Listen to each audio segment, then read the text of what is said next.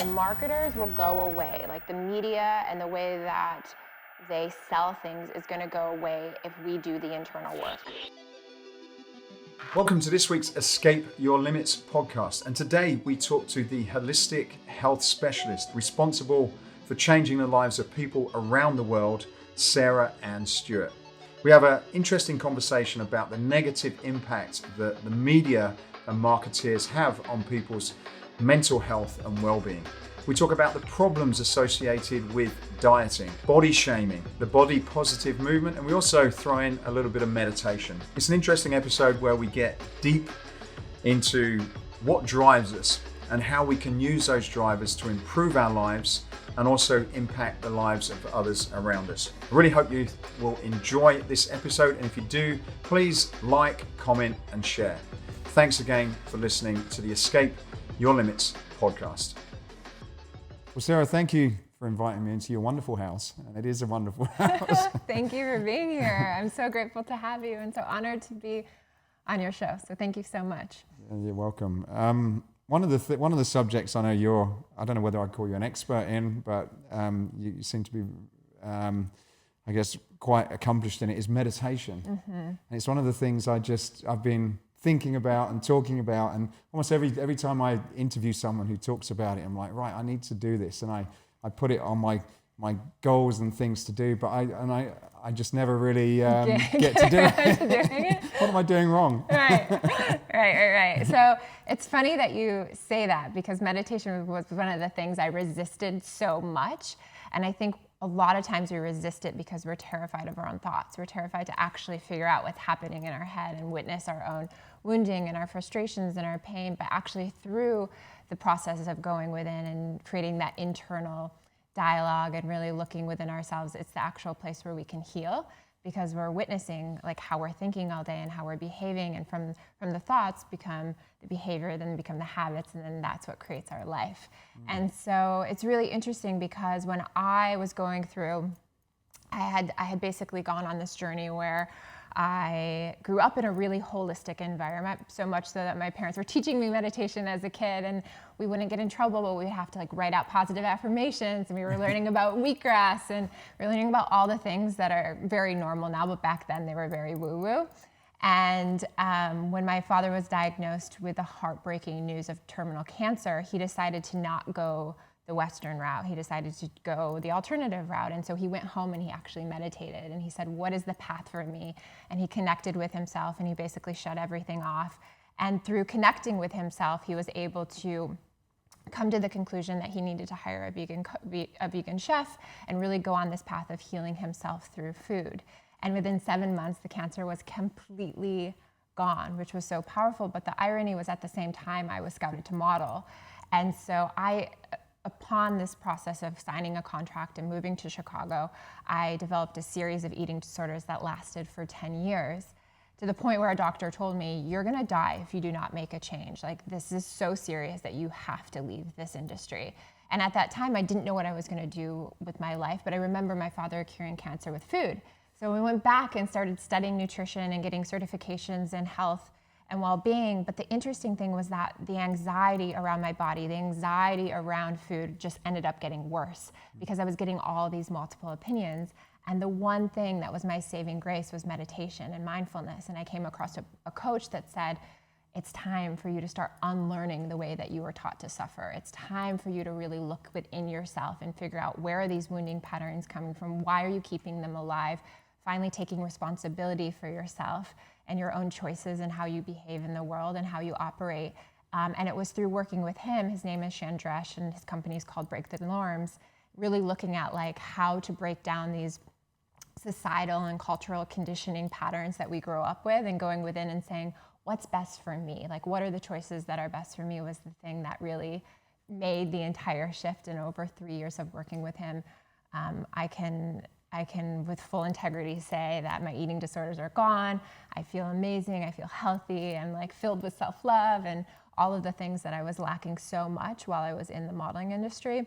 So I highly recommend starting the meditation if it's something you haven't done, and I recommend it to all of my clients.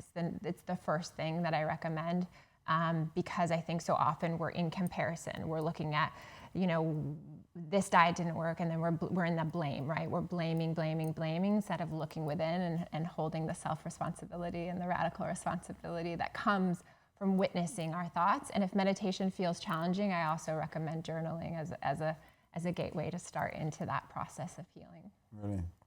So with your father, had he been meditating for a long time when you were children then? Yeah, so so it was really interesting because I grew up listening to Deepak Chopra cassettes and Ram Dass tapes, and it's so funny when you grow up in that world. Once you hit your teenage years and no one else is doing that, you kind of rebel against it. So I was like, I'm too cool for meditation now, but it actually was the thing that saved my life many years later, which is really incredible. And I think that because I had to confront this belief where I remember sitting in the hospital thinking, how did this happen to me? On one hand, I saw the power of food and how healing it was. And on the other hand, I witnessed it literally almost taking my life. And like, how did I get to this place?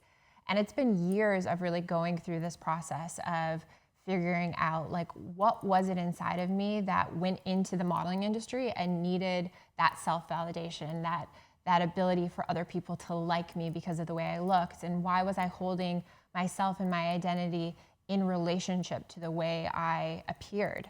And it took me many years and many forgiveness letters to my agents and the industry and how I grew up. And then many years later, I witnessed that it wasn't about the industry, it wasn't about the modeling world, it was about my relationship with my mom.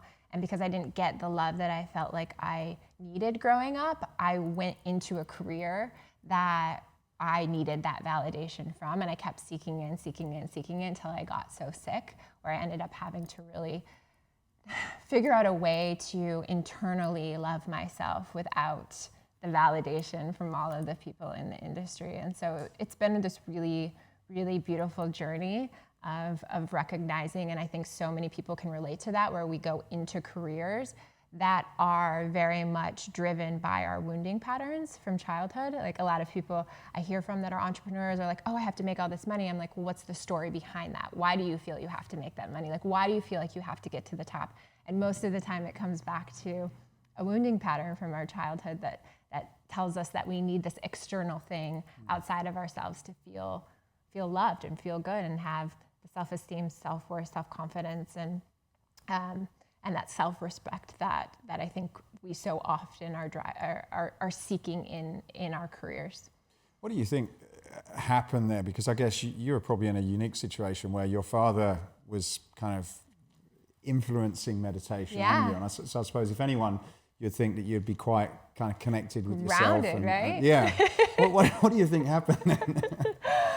Yeah, so I think this is true for a lot of parents, where they live through their children and they want to give them the best of the things that they didn't have growing up. And I think that was very true for my parents. But my mother, because she didn't have a lot growing up, she wanted me to be in everything, and she wanted me to be the best at everything. So I held this level of perfectionism, and I felt like if I didn't reach that, I was disappointing her.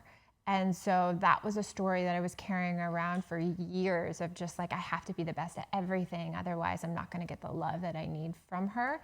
And so although I grew up in this a very beautiful environment, I think that there was a level of perfectionism that I always felt that I had to be the best. I had to be 4.0. I had to have the best SAT scores. I had to get in the best colleges. Otherwise, I wouldn't be worthy of that love from her. And so that's been something I've healed, and I've done a lot of work on it. And now we're in communication, and I learned something at Tony Robbins, which is like the blame effectively model, where you basically call your parent, you tell them what all of the good things came from that experience. And so that was something that I've done as well. I guess it's tough. I've got 2 children, 7 and 9, and I suppose you do carry a lot of what you learn from your parents into it. And although I probably need to meditate to think about that, but and then you also sort of want them to have things that you didn't have as well at the same time. Exactly. I suppose on girls in particular, I one of the things I worry a lot about is with social media nowadays. That wasn't around when I was younger, and I know I've sort of read up on you, and there seems to be a lot of pressure on young girls to fit into a certain box, whether that's from their peer group or from the media. What do you think about that? Because you kind of fell into that trap where there was a certain look that you were trying to, your agents were trying to get you into. Yes, and for a very long time, I didn't recognize how angry I was at myself for being part of the problem. Like, I actually had this anger within me that I had contributed to women feeling less than worthy about themselves because I was participating and working with brands that were not inclusive and who were not representing what women really look like. And it took me a long time to forgive myself for that. And what I've learned and what has been really important for me is to just become a storyteller. And I think everyone can relate to story because they don't want to be alone in the journey. And so for me, it's really been important for me to be a voice to that and really share from a place of vulnerability of this is what it was like in the modeling industry. And just because you're looking at women who look a certain way, that doesn't translate to happiness. And really exposing the truth about the industry, not from a negative perspective, but just from a perspective of these things don't equate to self-love, self-worth, self-confidence. That actually can come first.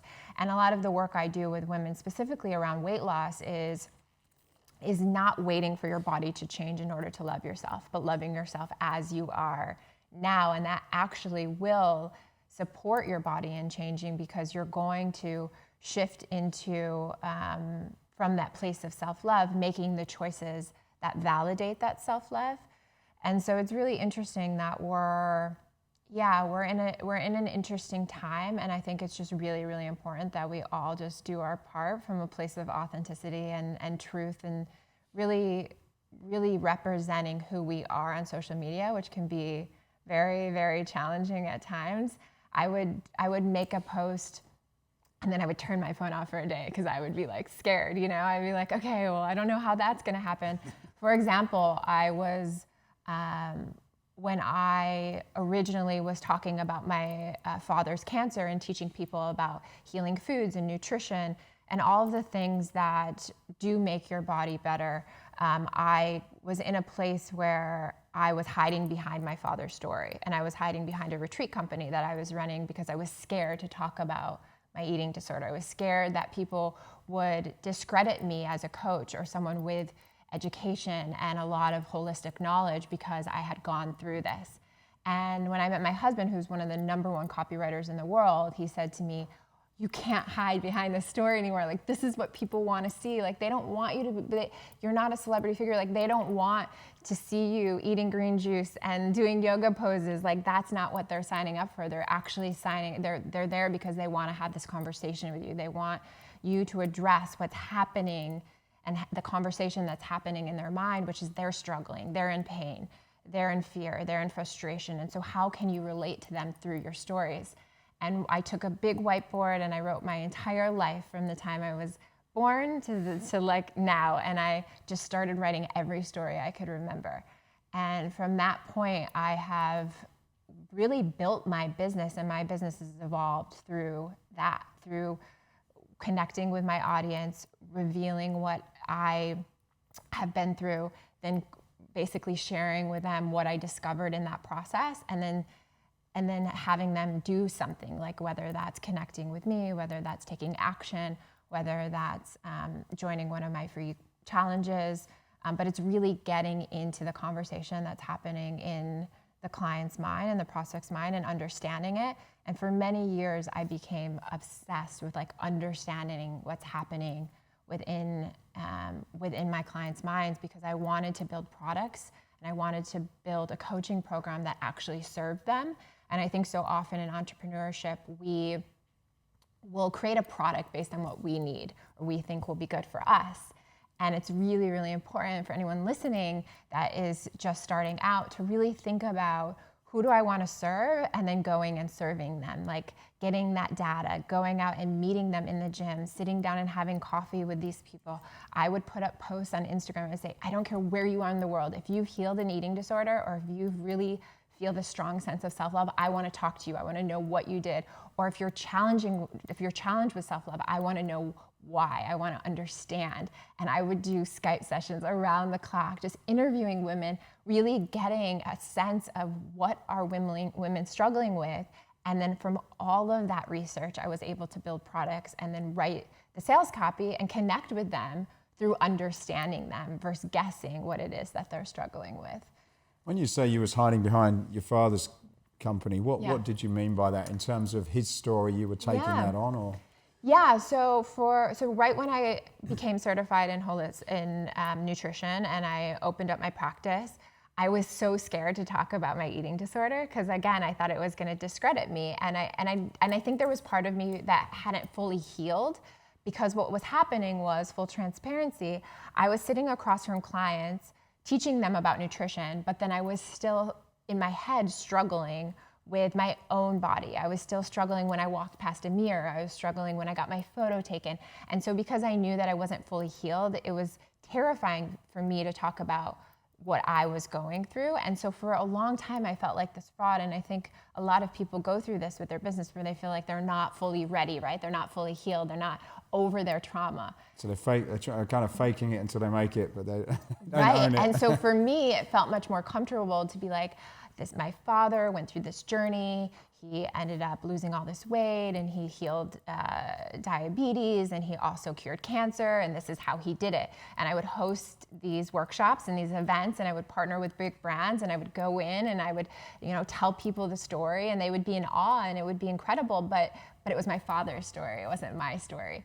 And after a while, I felt disconnected to this because I, again, felt like I was hiding behind something. And so during that time, I was running these events and these workshops and also running retreats. And I had a retreat company where I would also train other coaches on how to run retreats. And there was just this voice inside of me that said, I have a bigger purpose than this. And although those are great things to do and they're making impact on the world, I said, I have to be a voice for what I've gone through. I need to be a voice for the struggle and what I've overcome, so that I can really make the impact that I believe is worthy of this lifetime. And if I look back on my life, I will be disappointed that I didn't share.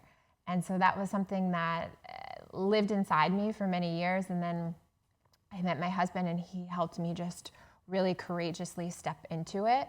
And then since then, I've been sharing about other challenges and frustrations and pain and things that I've gone through that I've overcome, including my breast implant illness. So I got really sick from my implants. And that was another point in my career where I was like, I could hide behind this. I could get them out. No one knows I have them. I could get them out. I could hide behind it. But I decided to be open and public about my story. And what was so interesting was that I was a self-love coach talking about empowering women through loving their bodies regardless of what they look like. But yet at the time, I was struggling so much with getting my implants out. And I just told the story and I just shared. This is the truth. I teach about this all day long, and yet I'm still struggling with this.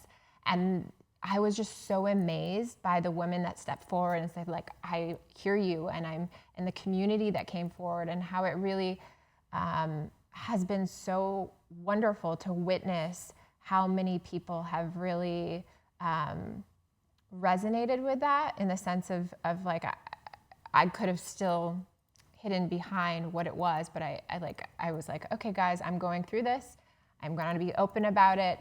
This is what I teach all day, and yet I've come to this point in my life where it's hard to look at myself in the mirror. It's hard to get out of bed some mornings. It's hard to really face this surgery with the love and compassion that I teach. And from that story, it's just been amazing, the opportunities that have come forward to work with plastic surgeons and help other women going through this. And we're working on a summit right now to support women who are going through surgeries that change the way they look, and really helping them find the internal confidence to step into their health over their ego and their vanity. And it's been really amazing to witness a community aspect in the sense of helping people heal. And that's why I think when we look at AA and we look at why AA works, And when I've researched it, it's because of the community. It's because there's people there to support one another. And I think we have to think about that when we're building our businesses and brands. Like, how do you build a community? How do you build a movement bigger than a 7-day challenge so that people come together and stand together? And when you look at the research behind what people really want, more than financial success, more than even their health and their well-being, they want to be part of something greater than themselves. It's just that most people are scared and terrified to lead it, but they want to be part of it. And so if you're building a brand, I encourage you to think about, like, what can I create that's bigger than myself, that could be a movement that lasts at least a decade, that is bigger than just a challenge, and what am I going to rally people into that will actually create sustainable change and create that ripple effect in the world that we deeply need right now. Yeah, a lot of things are going through my mind as you said that. A lot of questions, and because I suppose there's two things. One is the media, traditional media, kind of has this agenda, and a lot of the things you talk about are talked in the media. But I can't help sense that it gets a little bit contorted. You have the whole kind of there's a lot of talk about body shapes and that you should be, either you should be too thin or you should be proud if you're not thin necessarily, or even if you're big. I have to be careful because I'm not a woman. I'm out of my depth. But I suppose in both sides, we had a conversation a few weeks ago on a podcast. If you've got an eating disorder where you're not eating healthy and you're sick, even though you may look healthy, or on the opposite side, if you're being told to celebrate, but you're clearly the opposite end, unhealthy and probably not eating well and putting stress on your body and your heart. How do people, how have you seen your voice in terms of kind of being able to give a good message that's leading people in the right direction? Because I suppose if you're younger, and I guess most people struggle with weight, one end of the spectrum or the other. How do you kind of give them something that's honest to say, well, actually, look, it's about being healthy and the best you and getting to that journey? I love this question. And it's so important that we have this conversation. I think it's also important to, going back to the media side of things, and just remembering that the marketers will go away. Like, the media and the way that they sell things is going to go away if we do the internal work. So if we change ourselves, the marketing and the way that people market to us to sell us certain things is going to have to shift. And so I always remind people it starts with the radical responsibility. It starts with us. It starts with changing the internal dialogue, because every single time someone says, I love myself, I'm no longer going to fall for that, like, I will be happy if I lose 7 pounds in 7 days, quick fix thing, that actually shifts culture. And to the second part of your question about how do we discern between there's this self-love movement happening right now, right? It's kind of presenting us with the idea, and I want to be careful with how I say this, but it's presenting us with the thing, like, if you love yourself, then I'm going to do whatever I want. And I would say that's more of a self-sabotage than it is self-love. And we have to get really careful, because what is good for one person isn't good for you. And so what I always come back to is our own internal space of intuition, our ability to recognize that, again, what works for someone isn't going to work for you. So how do we get out of the comparison mindset? How do we get out of well, her body looks like this and she's happy, so my body needs to look like that or I'm not going to be happy? And again, it keeps coming back to us. And so a very simple question I ask all my clients to do is to focus on, am I acting in this moment out of a place of self-love, or am I acting out of a place of self-sabotage? And when you close your eyes and connect to your heart and connect to your truth, your highest truth, you know the answer. And it might not come right away, but as you continue to build this level of intuition within yourself, you're gonna know, like, are you going out and eating that entire pizza because that's self-love? Or is that really self-sabotage and you're calling it self-love? And this is such a triggering conversation for most people to hear, because again, it comes back to taking responsibility. And for me, Self-love means saying no to certain foods. Self-love means pulling myself out of bed even when I don't want to go work out because I know it's good for my higher self. Self-love means sitting down and meditating halfway through the day when I'm triggered and anxious because I know that that next email isn't going to be sent with love and grace and compassion if I don't take that time. And self-love isn't necessarily the things that we desire. It's not sometimes the things that feel really like exciting and great. It's the things we need to do. It's the things that are appropriate for us to take action on because it serves us and our future self. And a way that I like to think about this is always coming back to your why, coming back to your purpose. And when I sit with women and women are like, oh, I want to lose weight because I want to get back at my ex, or there's a wedding coming up, or there's a reunion coming up, I'm like, okay, so the weight becomes not about yourself.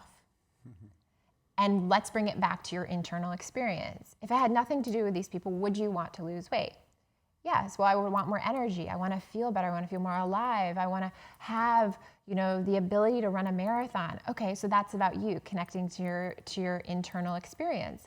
And then we go back to, well, what's that going to do 5 years from now? What's that going to do 10 years from now?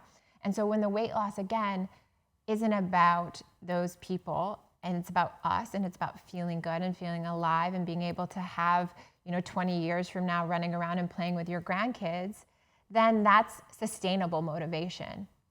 But if it's just about a reunion, that reunion's going to come and go. That's not sustainable motivation, and that's not self-love. And so it's about getting in the mindset of what serves my highest good, what serves my highest purpose. This body is a vessel and a vehicle to do what I want in my life. It's about changing it from hating your body to saying, I am so grateful that I was given this body to experience the life that I have. And what's so profound is that these are very little mindset shifts. These aren't massive shifts I'm giving people, but they're so uncommon in comparison to what we're hearing all day. And so I always say, when you look at an ad or you look at a blog post, if it doesn't make you feel good right away, take a moment, take a pause, observe, why is it not making you feel good? And then recognize that you shouldn't be operating from scarcity. You shouldn't be operating from fear. You shouldn't be operating from pain. You shouldn't be operating from these places that, the marketers are driving us to behave in a certain way. We should be operating from an internal place of self-love because we're motivated for something bigger than ourselves. But it's a triggering topic, especially right now in the culture of media where we want to celebrate all women's bodies, and I'm for that, and I'm grateful for the body positive movement. But I also have spoken to a lot of women in that movement who are suffering because they want to have a level of health and well-being, but their mind is thinking in a way of, that could never be me, so I'm going to settle.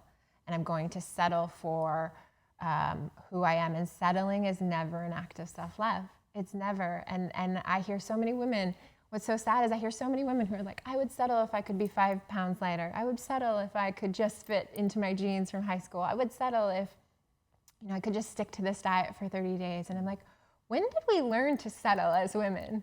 Like, why are we settling? Why is it not like, I would be so grateful, and I am grateful I have a body that could reach a level of health that I don't even know yet, and then focusing on that. Do you think then a lot of that at its core comes from you, I suppose, loving yourself, and as a result of that, the behaviours and habits that you form are generally, your mind and your body understands what is good and bad for you, and when you get in touch with that, you make those right decisions? Or do you think sometimes, like we're conditioned to do, to drink alcohol and to, eat this type of food or whatever? How do you see the difference between you being in touch with yourself, and do you think we know the answer, or do you think society can condition us to not know?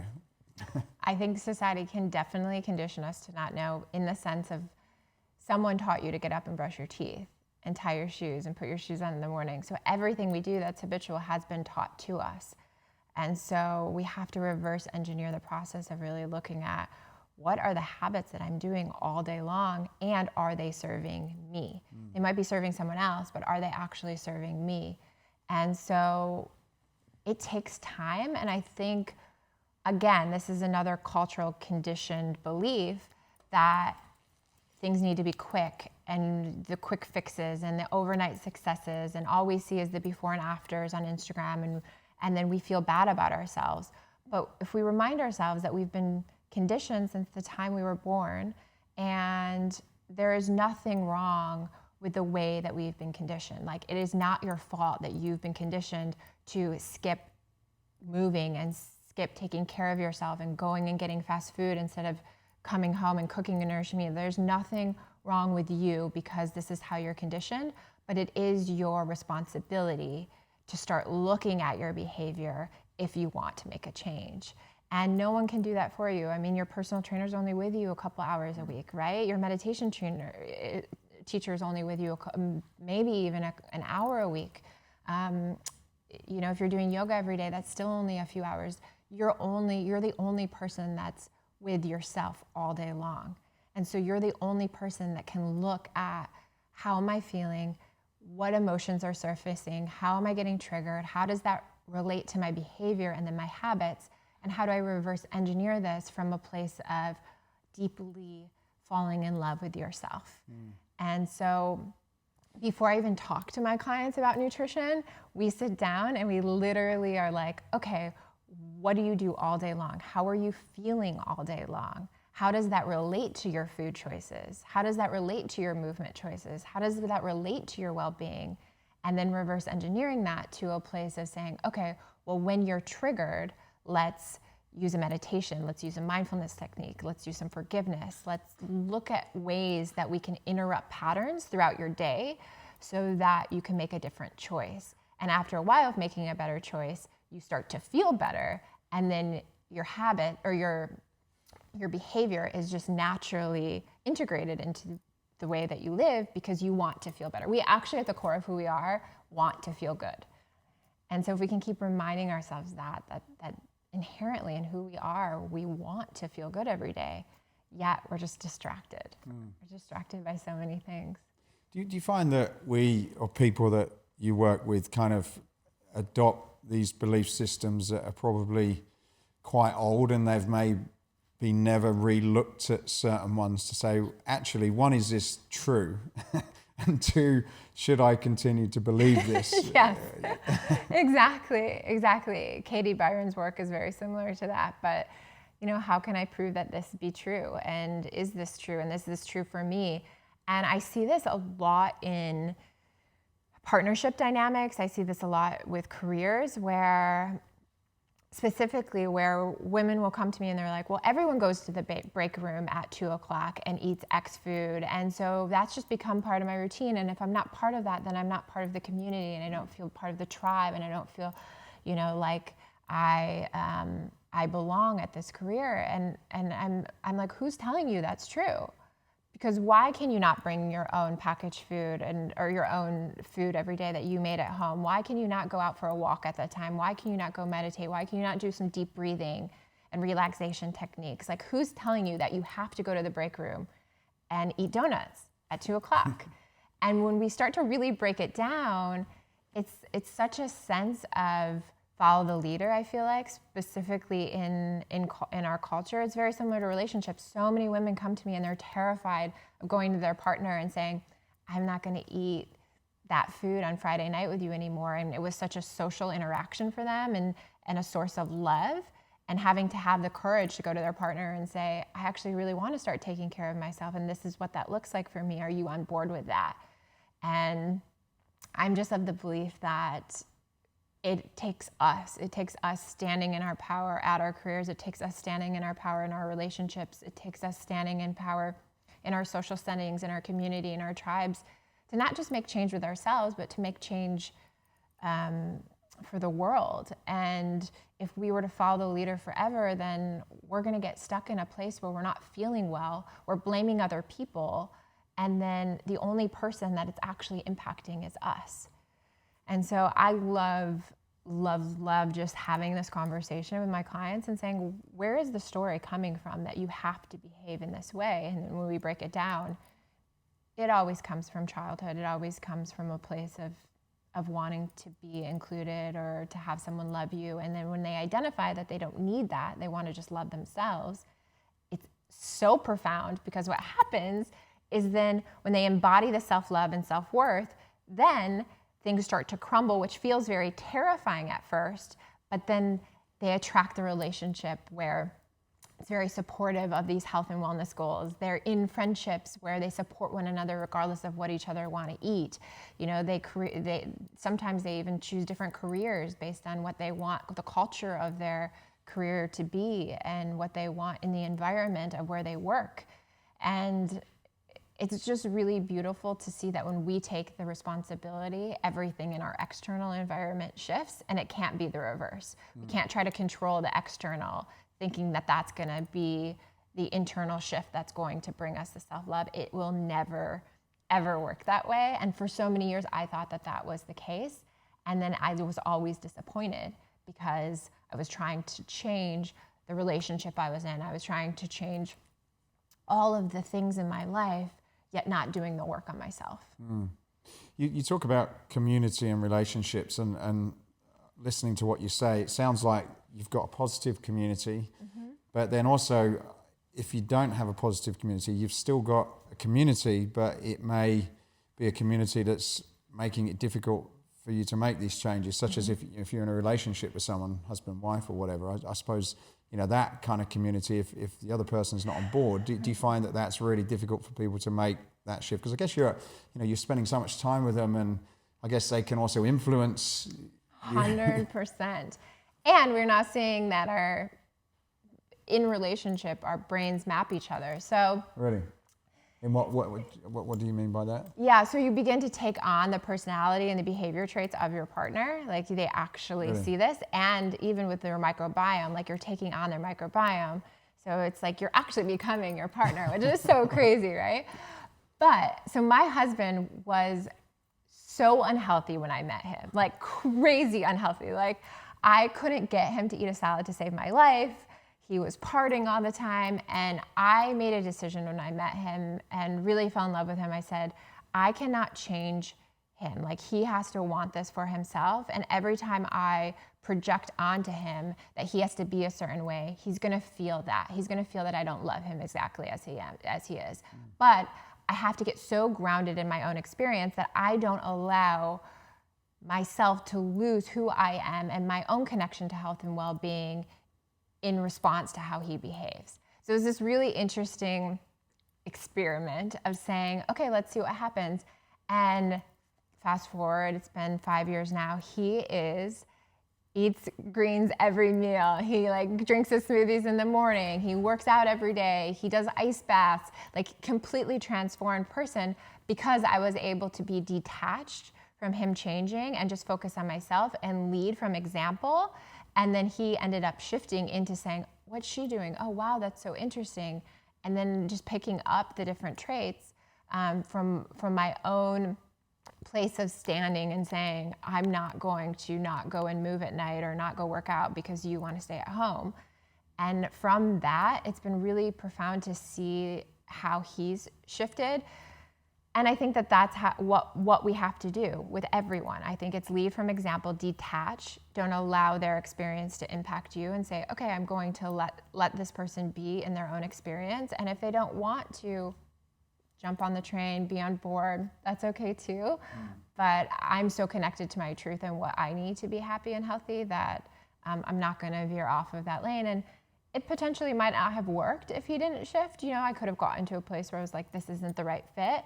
But he was willing to keep showing up and really stepping into that. And so it's a really interesting dynamic. Again, only you know what's right for you and what's going to work for you. But I've seen that across the board, hands down, where there'll be one woman stepping into her company and saying, okay, I'm going to take the leadership role. I'm going to book the yoga classes instead of going out and doing a lot of companies will do nights out where they go drinking or whatever. And she's like, no, I'm going to do yoga classes. And she started leading them. And then 2 people came, then 3 people came, then 4 people came. And it took time to change the culture, but it worked because she kept demanding it. And she said, I want to get stand-up desks, and I want to, instead of having donuts, I want to have green juice in the workroom.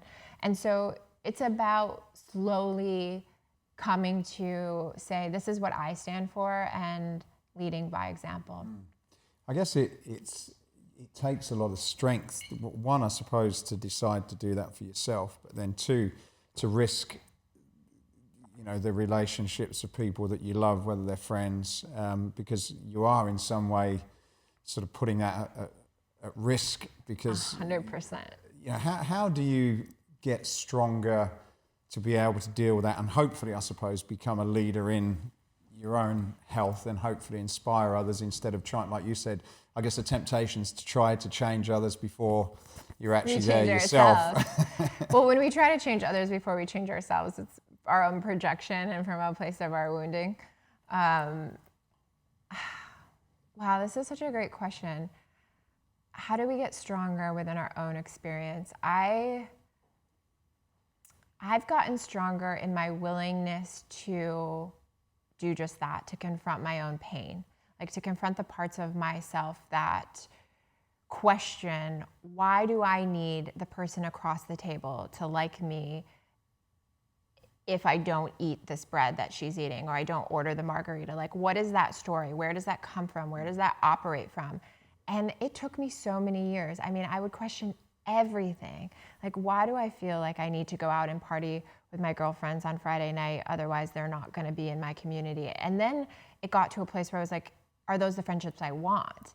And then it got to the place where it was like, well, if they don't really want to be my friends, and they're only wanting to be in relationship with me because I party with them, then what is that story around, and why am I keeping these people in my life? And so I just kept asking myself and going back to my own internal experience and saying,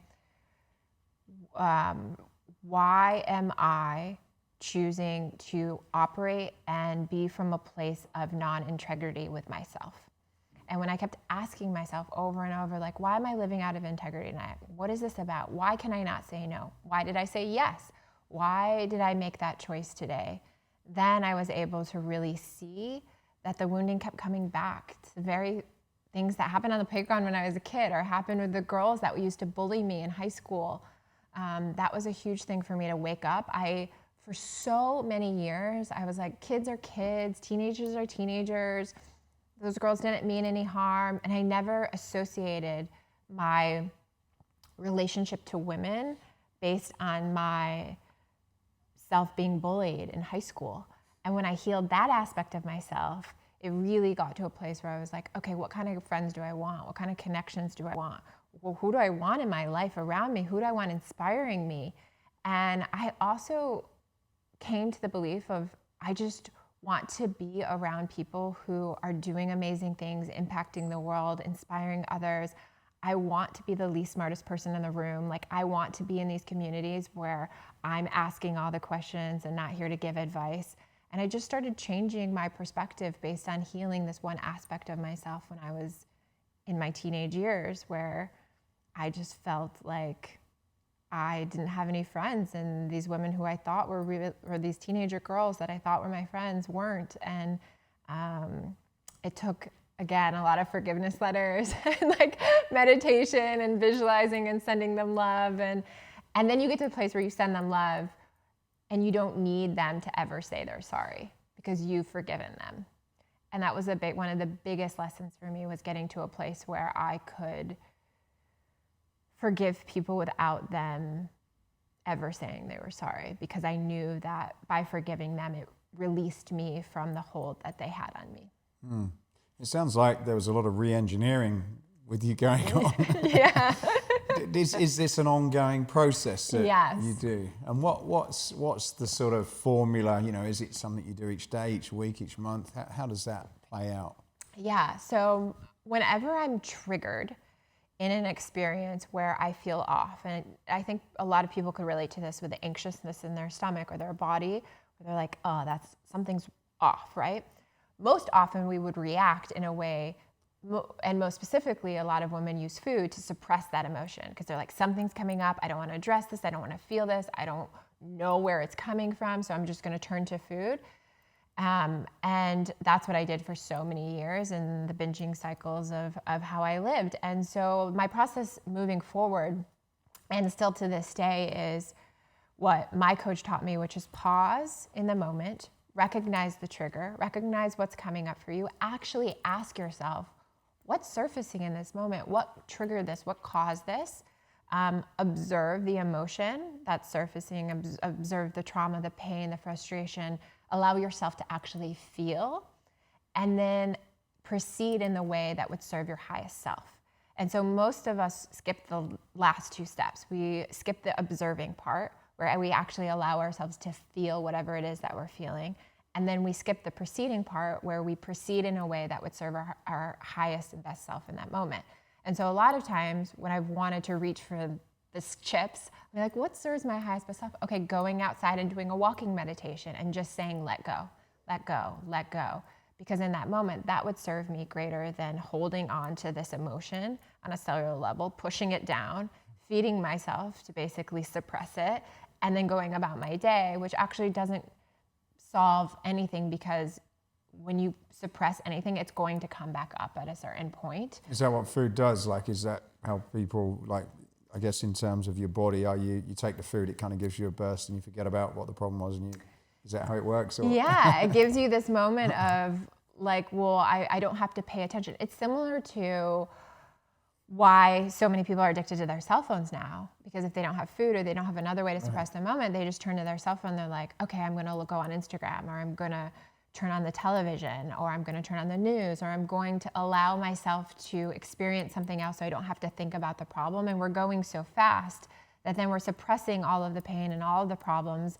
And then at some point, that's why a lot of us, including myself, have breakdowns where we go into anxiety attacks or panic attacks, or we just break down because we're suppressing our emotions so often that then it's like, of course your body's going to respond in a way that is telling us to wake up. And so a very simple mindset shift in response to that is also telling yourself, my body feels off, there's pain in my body, there's butterflies in my stomach, there's anxiousness that's surfacing for a reason. My body is speaking to me. And instead of being, oh, this is gonna slow me down, body, I need to pop Advil, I need to, turn on my cell phone, I need to do all the things that we do all day long to basically neglect the internal wisdom of our body. Instead, saying, thank you, body, for speaking to me. Thank you for telling me I have a headache. Thank you for telling me I have neck pain. Thank you for telling me my stomach is off. I'm anxious in this moment. I'm so grateful that I have this internal wisdom from you, because it's going to lead me to the highest and best self for what I need to serve my highest, greatest purpose. And again, it's these simple mindset shifts all day long, where so often we're in pain and we're like, oh, this is going to shut me down for the whole week. I'm not going to be able to finish this email now because all my emails that are stacking up because I have this headache. Your headache is telling you that there's an actual problem. And maybe that might mean you need to go breathe. That might mean you need to go out in nature. That might mean you need to get a different work environment. Maybe you need to get creative or do something that re-inspires you. But if we don't listen to that and we shut it down with all of these Band-Aid approaches, we neglect the very wisdom of our bodies, and that's when we get ourselves in trouble with chronic sickness down the road. So do you think then that we're generally now distracting ourselves from life a lot? It's like listening to what you're saying, I certainly think, particularly the phones, isn't it, and television and things like that. I suppose they are something that takes your mind off what you're thinking. Right. Right. I had a very good friend who built a massive company, and I was sitting with him and I was asking him, how did you build this company so quickly and with such ease? And he said, I built my entire company meditating. And this one statement absolutely blew my mind, because he was saying that when we're in the state of chaos and avoidance and stress and confusion, one wrong decision in that state makes a massive difference in your business than just quieting everything and connecting within. And I think that's applicable to our health and well-being, right? So in the state of chaos, it's very easy to turn to the Band-Aid approaches, to turn to the things that might fix us quickly. But when we can connect within and say, okay, what does my body actually need right now? What do I need to do fundamentally different as a human so that in a year, 2 years, 3 years from now, I don't have adrenal burnout, I am healthy, I am alive and vibrant to enjoy all of these things I'm working so hard at. And I tell all of my clients, it's so great to have these visions and put everything you want on Pinterest and move it around and create these vision boards. It's so great to have goals. But if we're not healthy and well to enjoy those goals, then like, what is the purpose, right? And so the challenge for me in my business has been, it's very hard to sell prevention. Like, it's a very hard sell. Yeah. And if you want to sell prevention, and if you're listening and you're really focused on selling the holistic side of well-being, you do that through education, and you do that through really presenting the truth about statistics, presenting how what's working doesn't get better, presenting that diets cause more anxiety, more lower self-esteem, more fatigue, more burnout than anything else, presenting that there are these problems that aren't getting better by the traditional model, so we need to think of something else. And prevention is the answer to that. And so I think people are becoming aware of how important prevention is, but it's that extra step. And what I found is that it's really getting connected to, how do I educate people in a way where they're curious and they're excited, and I'm approaching their pain and their frustrations and their fears and all of the things, but then I show them that yes, this might be a little bit more work to get to a place of your health and well-being, but it's going to pay off in the long run. That's a difficult story to tell, and I guess it's an opportunity to probably shift into you as a holistic health entrepreneur. Yeah. We talked about traditional, fitness and diets where it's before and afters, and it's 30 days to this six-pack or great life or great business or what have you. This is definitely not that. This is right. Do something that's going to be difficult. It's going to take a long time. It's not easy. Why did you decide to try and turn that into a business? You would think I was crazy, right? Yeah, I know. It's so interesting because even the program I'm currently rebranding, I'm taking out all of the slim and the trim and all of those connotations, because as I've evolved as a person, I have witnessed myself and healing my own eating disorder, and recognizing that came from a place of mindfulness and meditation and mindset techniques and the tools that have helped me relate to myself differently. And so it's interesting. I think I have just connected to the bigger vision. And I think I keep coming back to that. And even when it gets really hard, I remember there was a time I was writing my book, and it was like 3 a.m, and I was like so frustrated. I literally wanted to throw my computer through the wall. Like, those moments Yes. as an entrepreneur where you're like, I'm done. I'm turning the manuscript in, and I'm turning my proposal back in. I'm not doing this anymore.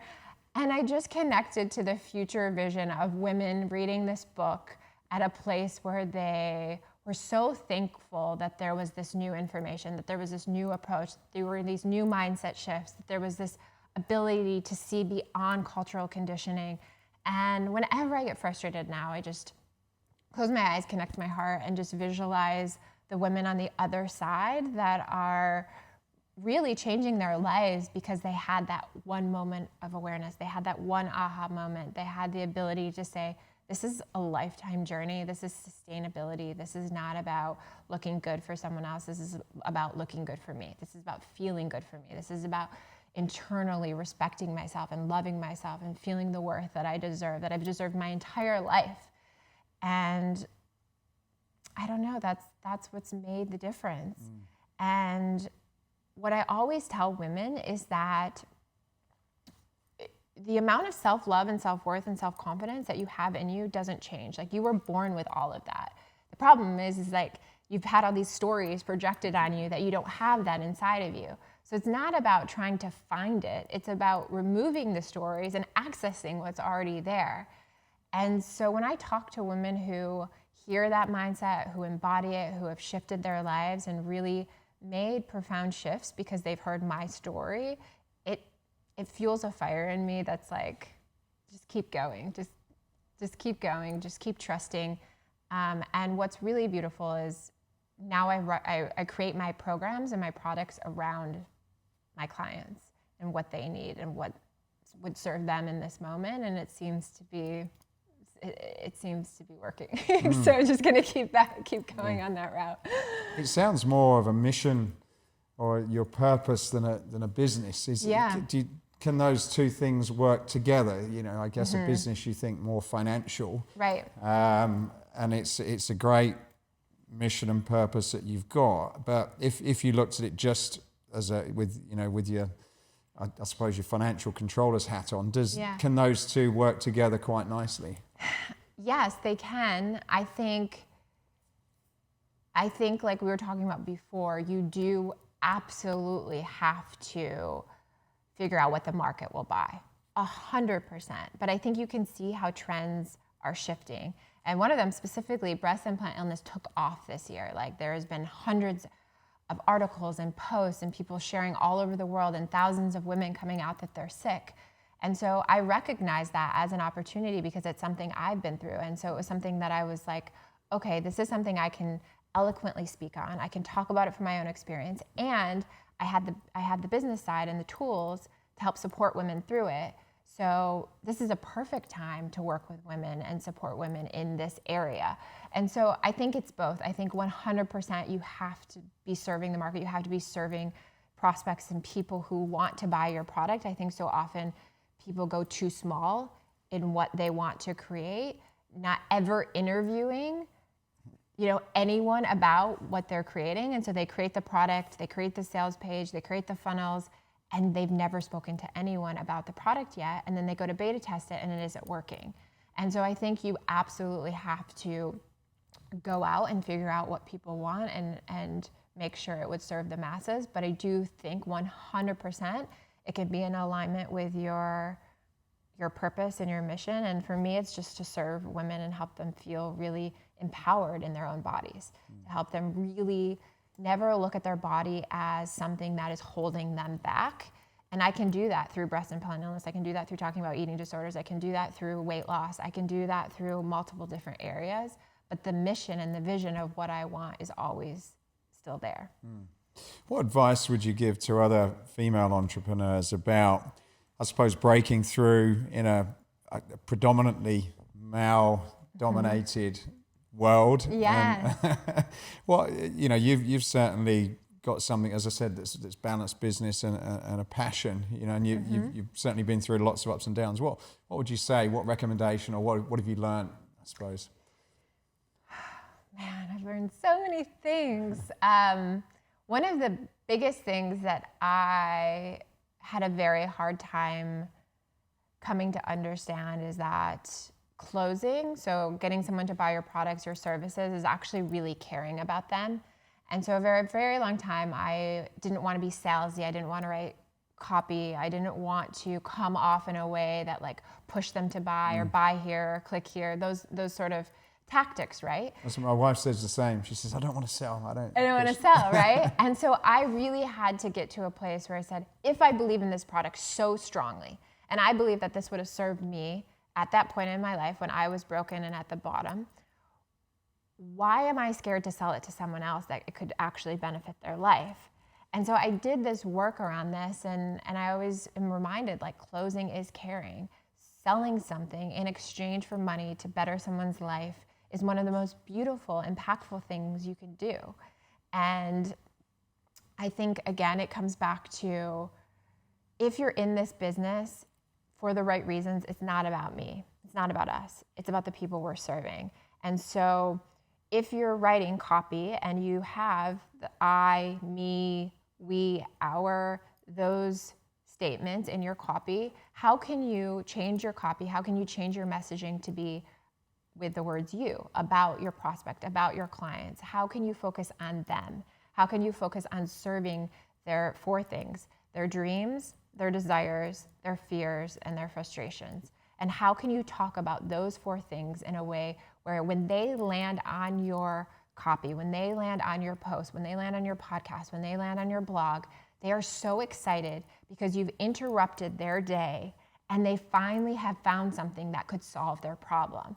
And when you can connect to that part of themselves where they have been struggling for so many years and they come across you and they're so elated and so excited because there's this product that's going to solve this problem that they've had, there is nothing better in the world.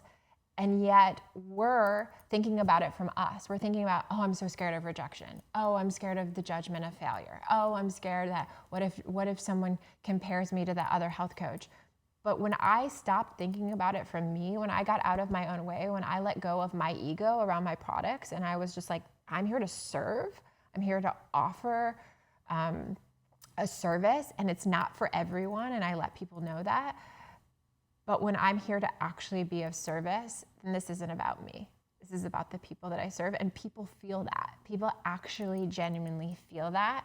And I think that that's one of the most important things when it's about sales, when it's about closing, when it's about how many courses can I sell this week, when it's about having a 6-figure launch or making $1 million this year, that translates into your audience if you're not there for the right reasons. And people more and more and more now want transparency. They want to see the human behind the brand. They want to know how you live your life. They want to make sure your values line up with your brand. And they don't want this like picture perfect life. They want to see like who you are at your core and who you were at your darkest place and how you've overcome that. And so my advice would be to live that, right? To really live into the conversation that the other person experiencing. It's a copywriting term that a lot of famous copywriters talk about, but to enter the conversation that's happening in the person's mind and to have it be about them, not about you. How important is it then? We talked about it off camera, and just presenting yourself as the business owner, CEO, whatever, being, I guess, having the ability to connect and relate and to understand who people are buying. Is it something that you're seeing is becoming increasingly important in this day and age? Yeah, I think it's really important. I think there are brands that do it really well, but for the most part, I spoke to a woman who owns a huge influencer agency in New York, and she said, like, people aren't buying from brands anymore. People are buying from humans. People are buying from people when they know who's behind the brand. And so, again, I think I think it's really important that we show up and we talk about the behind the scenes, and we talk about how the products are made, and we talk about what it took to write the course, and we talk about how it's going to support them and why it matters to you that they go through this and what the outcome's going to be if they do the work, and asking them to show up fully present and engaged, and how you're there to change their life. Like, all of those things are really important to be communicating to your audience, because if it's just buy here, it might work. If you have millions of followers, it might work. But if you're building a brand from scratch, they have to go along the journey with you. And something that I feel like I've done well is I've taken my audience on my journey. I've been able to say, yeah, I used to sell weight loss products in this certain way with this kind of verbiage, and I would never speak like that anymore, but that's okay. That's who I used to be. And now I sell weight loss products this way, in this type of format, in this kind of conversation, and this is who I am today. And I'm sorry that, last year this isn't who I was, but now this is how I want to communicate with you. And I've taken them on this journey with me and allowed them to see that I'm still growing, I'm still evolving, and it's okay. And I think that we all need to really be in acceptance of that, especially if you're a listener and you don't own a personal brand. It takes so much courage to tell millions of people, even like hundreds of people, but like, let's say something went viral, like hundreds of thousands and millions of people about your story. And so just give them the grace that who they are today is very different than who they were last year and who they're going to be in a year from now. And allow them to evolve and trust that they are humans, and they change and they grow and they become more aware, and what they did last year isn't what they're going to do now. And I just offer that grace to other people that I see their brands evolve with them. I think it's a nice thing to, if you can do it, it's a nice thing to be able to do, particularly as you said, in business, any business, I suppose, that's successful needs to evolve, and otherwise someone else is going to take them out. And I suppose a good human, almost like, in 5 years, you're going to be hopefully a lot different and better than what you were. But I suppose admitting that what you did 5 years ago was wrong and now you're doing something different is difficult to also say, because I suppose it's not natural and you don't want to necessarily expose your weaknesses, because it's not 100%. the thing to do. And even for guys, it's probably even more difficult because you're always right. You're meant to be. 100%. So many entrepreneurs are like, I need to scrub the internet of all of my past partying days, and I need to scrub the internet. And do you have someone? And I'm like, don't scrub the internet. Like, those things have value. You're a human. They brought you to this place where you are right now. Those are your stories. Those are the things you should be sharing.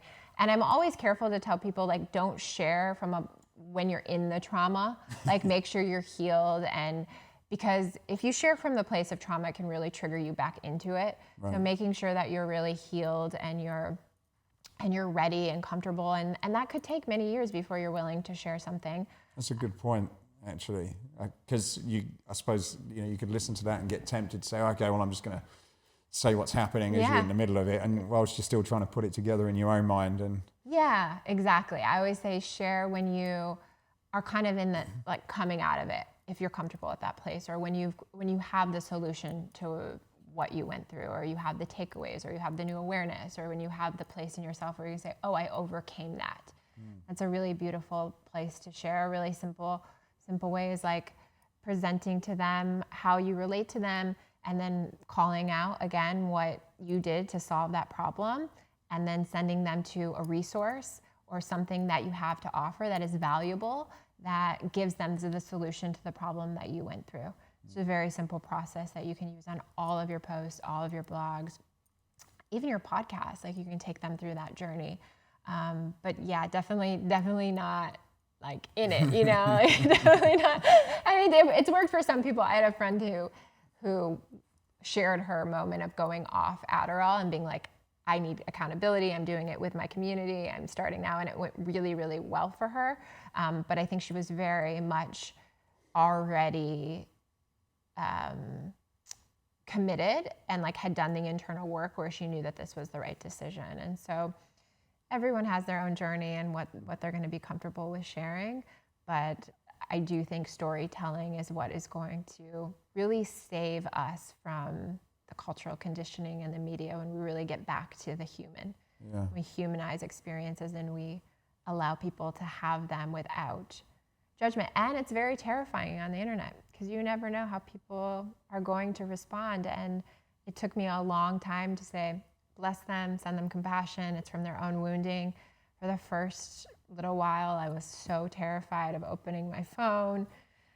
So I know all of those feelings are very real, but it gets easier. Yeah, and what with stories, I guess my question is there an art to making a good story, and if so, what are a few of the key things that are important to hit on as you start trying to build your own? Yeah. So when you're writing copy, and this is something that a lot of masterminds and marketers are talking about, cold traffic versus warm traffic, in the sense of you need to warm up to your audience and they need to see you 4, 5, 6, 7 times. And that would mean having a bunch of different pictures of you and posts and so forth. And I'm of the belief of completely debunking that, where if someone lands on you in that moment and you solve their problem that has been urgent to them for so long, they're going to be like, what's next? What do I need? And so I'm of the belief that cold traffic builds empires. Cold traffic. Yeah, cold traffic. If you can get someone and connect with them in that moment, and some really simple ways to do that is asking a yes question. So are you frustrated with your body right now? Are you struggling with your weight loss? Have you been on multiple diets this year? And if they say yes, then they're like, okay, tell me more. And then going into, I get it, I understand, I've been in your shoes for over 15 years. I struggled with my own body image issues. I fluctuated 12 pounds and never, ever felt the self-love that I truly wanted to embody while I was on those diets. And then you go into the reveal. So you're like, okay, well, what did I do? So the next part of the story is, until I discovered this teacher who taught me about meditation and mindfulness and these really simple tools that I would love to share with you today. And then at the end of the story, you're going to send them to do something. I would love for you to go and read my blog about the 10 steps I'm going to offer to you right now so you can get value and really start to fall in love with your body today, as I would love to support you in this process. So you're kind of storytelling as you're in conversation with them, and you're creating this rhythm and this momentum where you can literally see the path of like, yes, I have the problem. You're telling them that you had the problem as well. You're telling them that you have the solution. You're connecting with them emotionally because they're going to feel the frustration, and then they're going to feel the dreams and the desires that we talked about, and they're going to say, oh my gosh, she actually has the solution to this. And then presenting them with a call to action. And that call to action could be more content. That call to action could be an opt-in. That call to action could be join my challenge, my 7-day challenge. That call to action could even be selling something if it's like a $27 course or something that opts them in. But storytelling is just engaging and connecting with the person on a level of intimacy and understanding, and allowing them to see that you've been through it. Another way to start a post is like with a blanket statement. Like, most of us at some point in our life have struggled and been down and had those moments where we couldn't get out of bed. If that's you, I would love to share with you my story today. And then you take them through your story. So starting with your story is great, but most of the time, if you don't connect to them right away, it's not going to keep them on the page because of the massive amounts of distraction. Yeah. And so I'm all about not giving my money to Facebook, not giving my money to Instagram, like not having to retarget people 4 to 6 times. Like, you get one opportunity to connect with that person, to make an imprint, to show them how their life can change because of what you have to offer, and then taking them through that process of saying, okay, here's a bunch of value, and over-delivering. So subconsciously, they believe that you are the person that actually is going to solve this problem, which you are, but then they resonate with you as the expert. They resonate with you that is the person that's given them so much value, and it's already changing their life, that when you're ready to sell them something, they are already in because of the amount of value between the storytelling and then the content that you've already given them. Right. So you've been successful at building your business. What have you found are some of the tools or apps that have been particularly, I suppose, effective for what you've done? Wow, I jump apps. I jump apps a lot. One new app I'm really excited about is Monday. Which is like an organization tool that I just found out about this weekend because I've been having so much challenge in project management. And so I'm really, really excited about that. I just signed up for that today. What are some other tools? There's a new app called One Day where you actually it's like for journaling, but it's through voice recording, and then it transcribes, which I'm really excited about. I just found out about this weekend. I was at a mastermind this weekend, so I found out about some of these really cool tools, which is something else I think is going to be a game changer for just being able to, in the moment, because you're going to have creative ideas. You're going to think about that story when you were 5 years old that you have forgotten about since then. You know, as you start to get in the storytelling mode, you're going to be like, oh wow, yeah, I remember when I was 5 years old and that girl bullied me on the playground, and I want to tell that story. And so having something available to catch. Is it quite accurate when it? Yeah, from what I saw, my friend had it. From what I saw, it looks pretty awesome. Wow. So, yeah, so those are a couple that sound exciting. But I use the basics: Kajabi, ClickFunnels, WordPress. Building out all of our funnels right now in ClickFunnels. Moving all of my courses off of my custom site onto Kajabi right now. And what are some other things? And in terms of generating the new leads, are you using like Google Ads or like Facebook, Instagram? Yeah, so mostly all of my stuff has been organic up until this point. I just started doing Instagram paid traffic. and some Facebook ads. I haven't done any Google ads or any of that yet, but definitely is something I want to look into. So I've got one more question, but before that, for people that are interested in, because I know you've got a bunch of different courses and masterminds and workshops, could you share where people can find out more about you and what you've done? Yes, so at Sarah Anne Stewart, it's just Sarah, Sarah, Anne, Anne, and then Stewart, Stewart, as in Tom, on Instagram. And if you just DM me there, I will always respond. It might take a few days, but I will get back to you. So if you have any questions about anything from business, I'm currently working on a copywriting course, to self-love, mindfulness, meditation, healing your relationship with food and your body, or anything in between. Definitely just DM me, and I'm sure I have a resource or something that I can provide that will be useful. Fantastic. Final question then.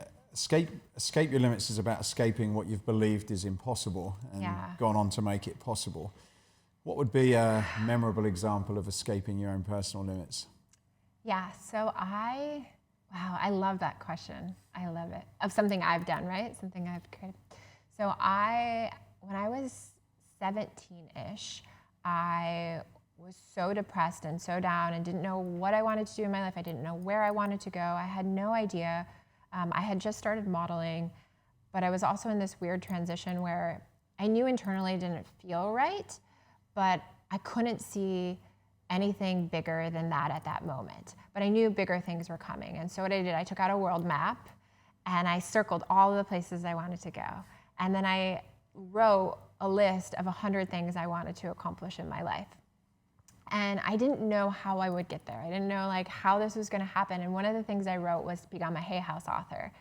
And I folded it up and I carried it with me from every apartment my whole life. And I never opened it until probably a year ago. And when I opened it, it was one of those moments where you're literally crossing out the things and you had no idea how you were going to get there. And then I came to become a Hay House author and I just started crying.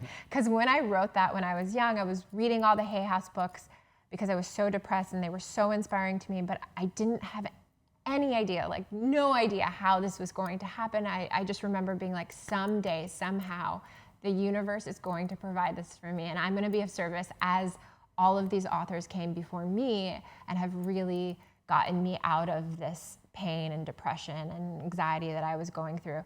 And a couple years later, from reading all of their books, I packed up all my stuff in my car and I drove to Miami and I never looked back.